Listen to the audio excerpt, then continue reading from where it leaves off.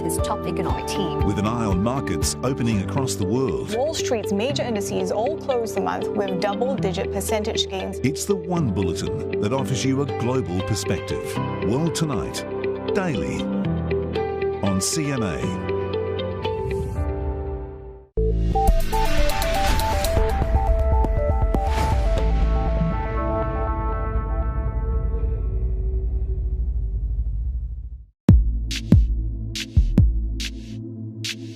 As I live my life, I am increasingly surprised by my strength, my determination, by the power of my beliefs.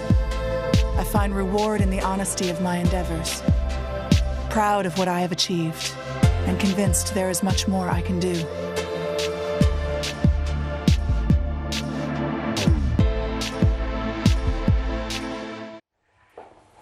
This is Asia Tonight.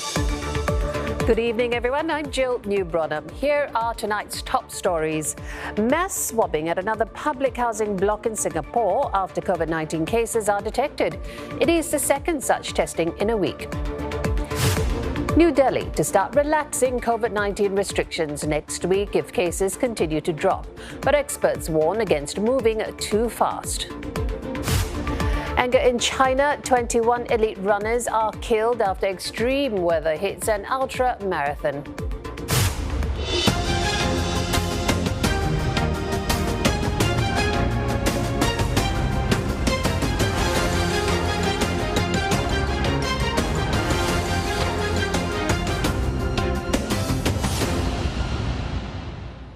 Residents of another public housing block in Singapore are taking part in a mass COVID-19 testing exercise.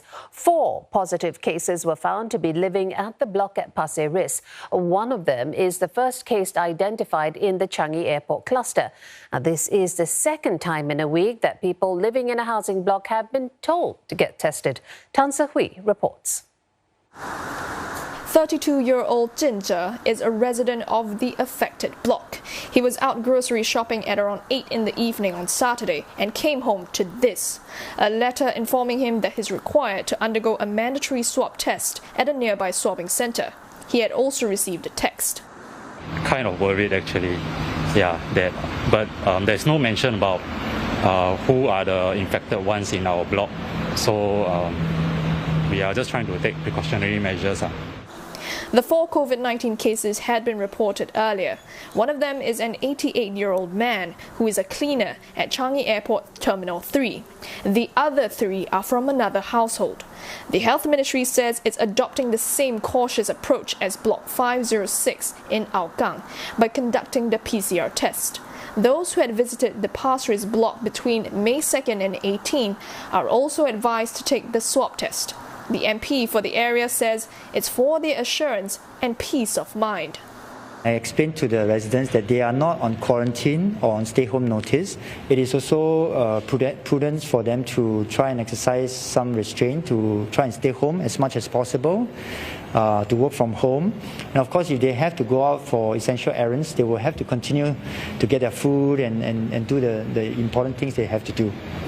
I'm heading inside the swabbing center as I have an appointment after visiting White Sands Mall about 2 weeks ago. So let's have a look at operations inside. 5 different groups of people, from airline crew to those from the construction and marine sector, were also waiting to be tested, but they were clearly segregated. For Block 509, it's much more special, so I just came in immediately. There wasn't any queue, so I just come in. It's quite a smooth process, so it's done within 5 minutes, even I have no appointment or anything. More than half of the 240 residents have been tested. They're told results will be out within the next 24 to 48 hours. The rest will have to get tested by Monday. At the same time, mass swabbing at a housing block in Hougang has picked up another COVID-19 case. The tests were conducted after 9 other cases were earlier found to have lived there. Now, some of these are linked to the cluster at Changi Airport. The Health Ministry says the cases in Block 506 are from 4 households living in the same stack. Most were quarantined earlier and are unlikely to have been moving around while infectious. Airborne transmission is ruled out for now, and investigations are still ongoing. The block has been disinfected, especially frequently touched areas such as lifts, handrails and letter boxes. 400 residents and visitors were offered swabs over the past 2 days as a precaution. 126 others are waiting for their results, which the area's MP says should be out in a day or two. Singapore's health minister says the public should feel safer with such testing operations. Ong Ye Kung says testing is effective in preventing further spread and more will be done in future. He adds that the number of cases in Singapore has stayed mostly the same since the 16th of May, based on a 3-day moving average. Mr. Ong says vaccines are effective at reducing the spread. So far, 78 cases are vaccinated compared to 300 who aren't. Now, the COVID-19 lockdown in Delhi has been extended by another week, but the virus curbs could be eased as early as next Monday if daily infections continue to drop. India has reported more than 240,000 new infections. Cases have been stabilizing after a deadly surge over the past month. But there are worries Delhi could be easing curbs too soon, as Ishan Garg reports. Well, in New Delhi, the most recent data shows that more than close to about 2,000 people have been infected with COVID-19. And this is a large number of infections for a city the size of New Delhi. But if we compare it to where Delhi was just 1 month ago, 28,000 infections were being reported every single day. So the lockdown has helped bring down the number of infections. And that's why the Chief Minister is now saying that if the lockdown is extended by another week, the case numbers will be able to come down even further. And even after that, it's not that the city will be reopened completely. There will be a phased unlocking. That's what the Chief Minister has said. But of course, experts are saying that what happens when you unlock a city as massive as Delhi is that you only delay the peak. And now authorities have also warned that there will be a third wave of COVID-19, and Delhi will again perhaps be impacted by it. So authorities are saying that they've had the time during the second wave lockdown to build up the medical infrastructure, and now as the phases reopen the city, they will brace again for the third wave. Voting has just ended in Vietnam's parliamentary elections. 69 people were eligible to vote in the polls that were held despite surging COVID-19 infections. Voters were seen wearing masks and keeping a safe distance. Free masks and hand sanitizers were also offered. Vietnam is tackling its fourth and largest wave of infections. More than 2,000 new cases have been confirmed since the end of last month. The outbreak has spread to nearly half the country's provinces, with many areas under lockdown. Trong 3-4 tháng gần đây, mặc dù phải đối phó với đại dịch COVID-19, đồng thời bảo đảm sản xuất kinh doanh, công tác, cử tri vẫn tham gia rất tích cực và có trách nhiệm vào việc chuẩn bị cho cuộc bầu cử lần này.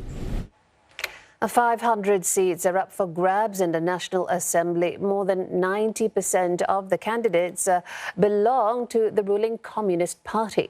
Today's polls follow last month's election of new top leaders, including the Prime Minister and the President. There is anger in China after 21 people died while running an ultra-marathon race. They were caught off guard by extreme cold weather and rain. The victims include many of the mainland's elite marathon runners. The 100-kilometer ultra-marathon kicked off at the Yellow River Stone Forest in China's northwestern Gansu province. More than 170 runners, many of them experienced marathoners, wore T-shirts and shorts under overcast skies. But disaster struck around noon. Weather conditions abruptly took a turn for the worse. A narrow mountainous section of the race was hit by hail, strong winds and freezing rains. As temperatures plummeted, many suffered from hypothermia. The competition was called off. Rescuers battling the bad weather and landslides managed to account for 150 runners. The bodies of at least 21 others were found along the route. Those who survived say their thermal blankets were torn to bits by the wind. They describe runners unconscious, foaming at the mouth. The incident has sparked public outrage on social media. Many are blaming the city's government for poor planning.